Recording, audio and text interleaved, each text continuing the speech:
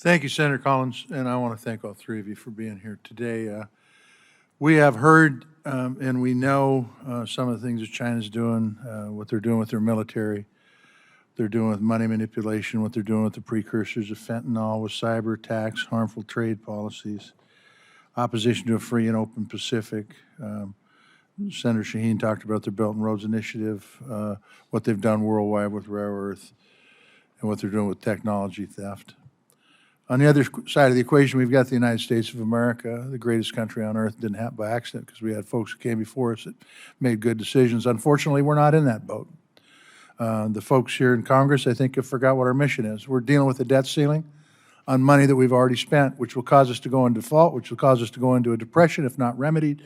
Folk will lose retirement. We could even lose our reserve currency.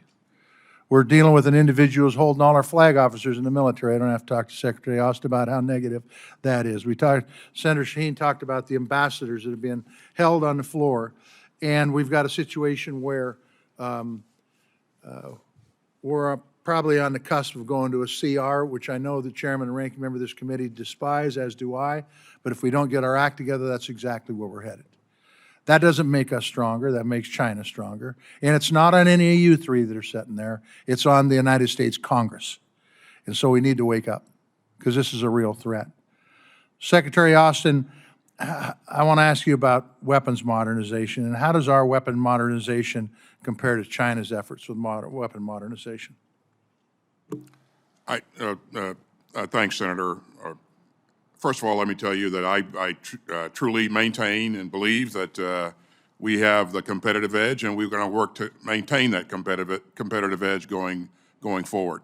And so that's why you see us looking to invest not only in research and development, but also $60 billion to maintain the Air Force that we believe we need, another $48 billion to invest in maintaining the world's greatest Navy.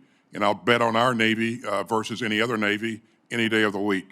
And also $11 billion to invest in long-range fires, and that includes hypersonics.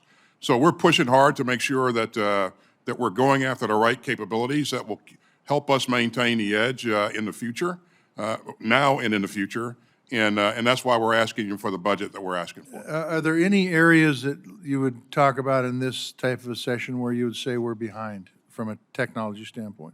Modernization standpoint? I would like to have a conversation in a secure. Very good. Thank you. Thank you for that. Look, I've heard directly from folks in Montana about the impression that Chinese is buying or buying land in our great state. We've seen some reports out of North Dakota. And I think it's not only about food security, it's actually more even about than that. It's national security, and both are pretty damn important.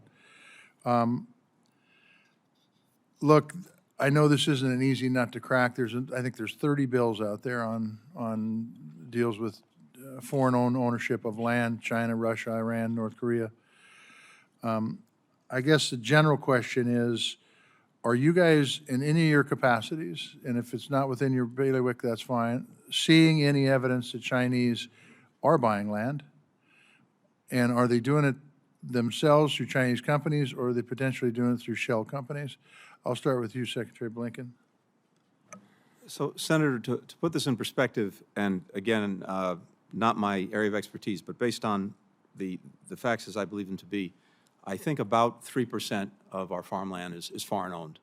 And of that 3%, a very small percentage is owned by Chinese individuals or Chinese entities, which doesn't mean there's not an issue, because depending, for example, on where that farmland happens to be situated, there may be an issue, but I wanted to put it in perspective. And we're well aware of a number of bills, both federal and state, that would place restrictions of one kind or another on foreign ownership, to include Chinese ownership of agricultural land. The Committee on Foreign Investment, CFIUS, Yes. looks, as you know, at anything that might involve a strategic investment that could pose a threat to our security.